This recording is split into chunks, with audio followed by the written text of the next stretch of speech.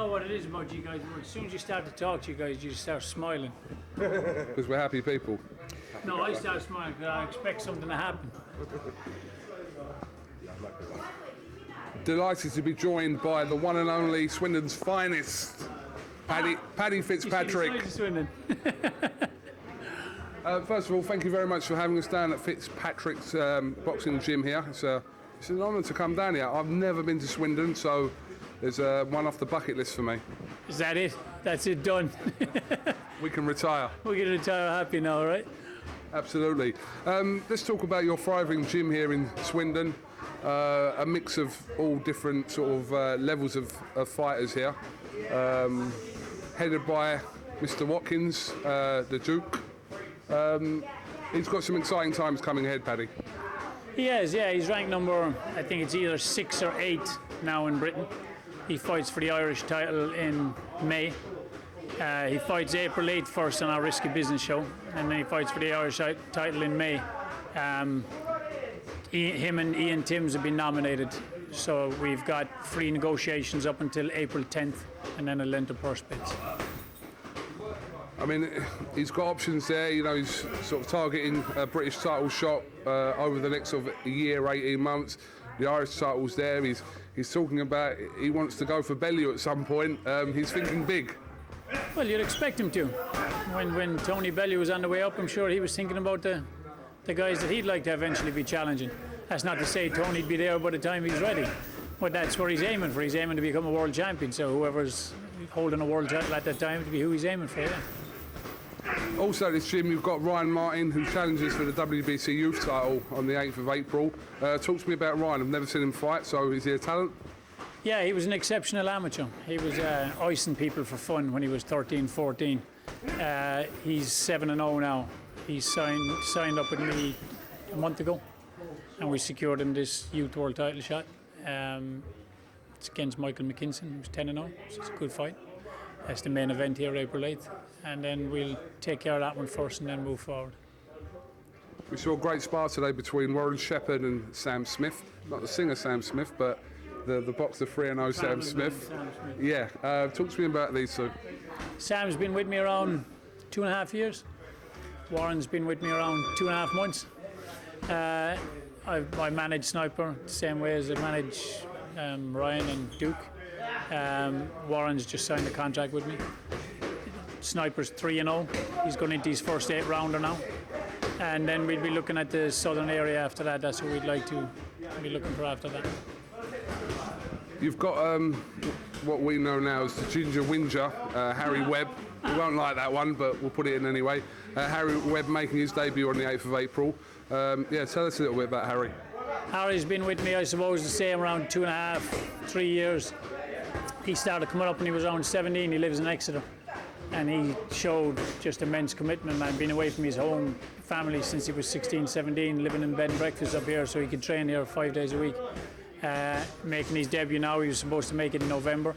That show fell through, so now he's making it April 8th. He's going to be a slow burner. He's you know, there's going to be a couple of years before his man strength comes through, so we're just taking our time with him. He won't be a busy pro.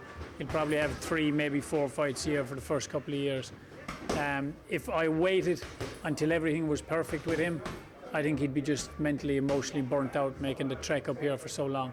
So we're turning him pro maybe a touch before I would have wanted to, but he's got a good skill set. He's very committed to what he does, and these next 3 fights a year for the next 2 years is his apprenticeship into the pro ranks. We have David Bailey as well, who we've missed today. He was here earlier on, but now he's gone. Yeah, again, about David Bailey. Yeah, David's 5-0. He's fighting April 8th on the show in a 6-rounder. His next fight then will be an 8-rounder. You know, David wants to fight for the Irish title. That's his goal. He's so no reason why he can't. He's undefeated at the moment. He's been with me probably a year. He's just burnt his hand and his foot. That's why he's not here training today, putting out a kitchen fire over the weekend. But yeah, that's David. That's just you'd expect it. When you get the phone call that I've just stuck my hand in a fire, that's what you'd expect of David. You seem to be kind of leading the charge for Swindon boxing. What does it need to give it that extra push? I think we're doing that with the promotion company, with Trifecta. You know, that we have a promoter that started up a promotional company, but we have Duke, Sniper, and Ryan are all board members on that. So I think that's a first in England to be having that done. So they are, in effect, their own promoters there, and they sit on the board. I'm the CEO of it, and we have meetings every couple of weeks, and we're able to put on the shows, and the boys are able to see what's going on behind the scenes. And we're starting off with this WBC Youth World title. The next one then will be Irish title. Hopefully the one after that then for Sniper would be a Southern area. And we're just trying to do our own little thing down here until we have a product to sell to, you know, Eddie and Frank Warren and the men like that who you need to get then to the next level. So we got to do our thing first so we have a product to sell. I mean, it's the first time we've been down this gym, and it's an interesting gym because there's so much, a lot going on, and I don't know, can't really compare this gym to any other gym. It seems to be quite a unique setup you have here. In what way would you say that now? Well, we've got Bob Marley on the wall for a start. Yeah. We've got reefing down. That's a joke.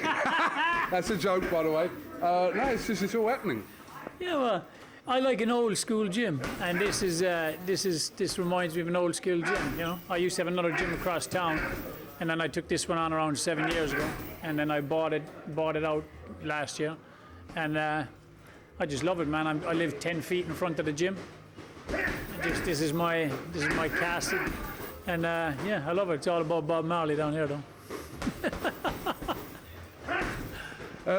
Obviously, the first time we kind of got to know you, you were sort of, I say thrown into the deep end, but it's the first time we got to know you. I know you've been around boxing for a lot longer than that, but around that first Fox Groves fight, and since then we don't see you as much. You've still been keeping your boxers going up this way, but yeah, we're going to see more of you now? Well, you guys are based up in London, aren't you? So the people who you see are the guys who are on the shows up in London and that. I'm down here getting the boys going and building them. Duke's been with me 8, nearly 9 years since he first put gloves on. Lewis has been with me 9 years since he first put gloves on. This is my 20th year as a full-time coach. My 10 years was in America, a year was in Germany. So now I'm based back here for the last 19 years, 9 years to make it 20 years. And I'm just building my boys. I always knew it was going to be harder to do it in Swindon, but I didn't want to do it in London. We left Vegas, where I was living when DJ was born, because I didn't want to raise a family up in Las Vegas. So we moved back here, and I wasn't going to move from Vegas back to London, to another big city. So I spent a year in Germany, then came back here. I had an offer to work up in London, training, coaching. I turned it down. Then I got another offer, I turned it down because I wanted to do it here. I got told I was mad to do it here. People ain't going to travel to Swindon, people ain't going to come to Swindon. Why would they come to Swindon? It's not a fight town. But I believe that there's talent in every town. And I knew it was going to take me time to groom it and to grow it. So when I opened the doors, there was no one. It was from scratch. So the last 9 years have been that building process. And a year ago I said to Duke, now we're at the start. Finally at the beginning. Does it frustrate you a little bit that people kind of still associate you with George Groves, even till today? They think Paddy Fitzpatrick.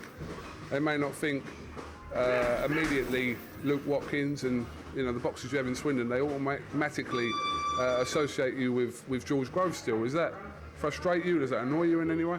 It doesn't frustrate me. The fights that we had with George were mainly big fights, so why would that frustrate me? The general boxing public don't know about Duke and that yet.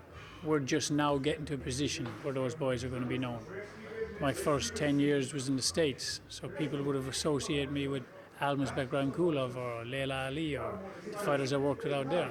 So to come back here, that was the first high-profile fight that I would have worked in. And because it was such a huge event and they associated me with George, that's fine. I don't get frustrated by that. He's a part of my history just as much as I'm a part of his. That might frustrate him. Don't frustrate me. I mean, whenever George is spoken, not as much recently, but he's sort of preparing for his next world title shot, hopefully against Chudinov.